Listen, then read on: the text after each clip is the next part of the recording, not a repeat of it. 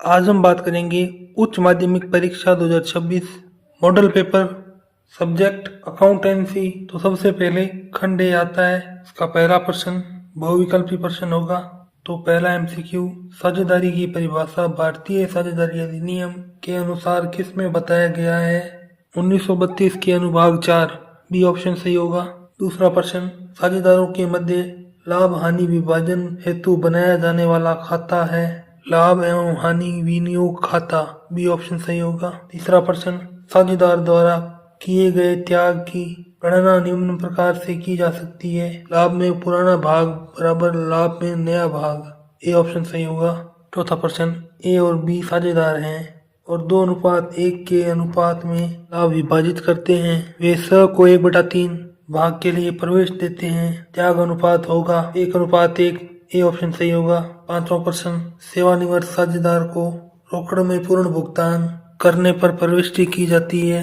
रोकड़ खाता नाम सेवानिवृत्त साझेदार खाते से, ए ऑप्शन सही होगा। छठे प्रश्न का करेक्ट आंसर ऑप्शन बी होगा 1:1। सातवां प्रश्न, फर्म के विघटन पर दायित्वों के भुगतान की प्रविष्टि है। वसूली खाता नाम बैंक खाते से, ये ऑप्शन सही होगा। आठवां प्रश्न, एक कंपनी की अधिकतम अंश पूंजी किसके बराबर हो सकती है?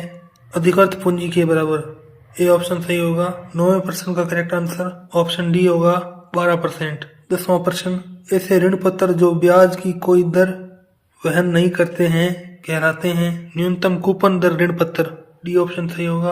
11वां प्रश्न, भारतीय कंपनी अधिनियम 2013 की धारा 230 के अनुसार ऋण के अंतर्गत शामिल नहीं है अंश, डी ऑप्शन सही होगा। 12वां प्रश्न, ऋण पत्रों के बट्टे पर निर्गमन से हुई हानि से इस खाते को नाम किया जाएगा, बी ऑप्शन इज करेक्ट। ऋण पत्रों के निर्गम पर बट्टा खाते को।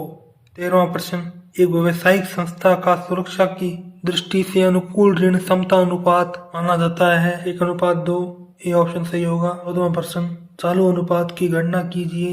यदि तरलता अनुपात 2:1 है, कुल तरल संपत्तियां 24 लाख रुपए रहत्या 6 लाख रुपए का है 5:2, सी ऑप्शन इज करेक्ट। 15वां प्रश्न, निम्न में से कौन सा क्रियाकलाप रोकड़ अंतर्वाह के अंतर्गत नहीं आता है?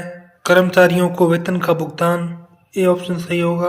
16वां प्रश्न, भारतीय कंपनी अधिनियम में किस लेखा मानक में रोकड़ प्रवाह विवरण शामिल है? लेखा मानक 3, स ऑप्शन सही होगा। 17वां प्रश्न, एक कंपनी ने 25 रुपए वाले 100 पूर्ण प्रदत्त अंश 10% प्रीमियम पर जारी किए।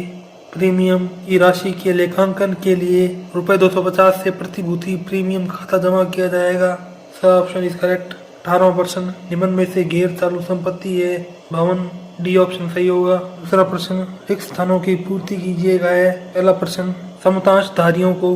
दूसरे में 6% ब्याज। तीसरे का करेक्ट आंसर होगा फर्म। चौथे का रक्षित। 5वां प्रश्न, स्थायी। छठा रोकड़ बहिर्वाह।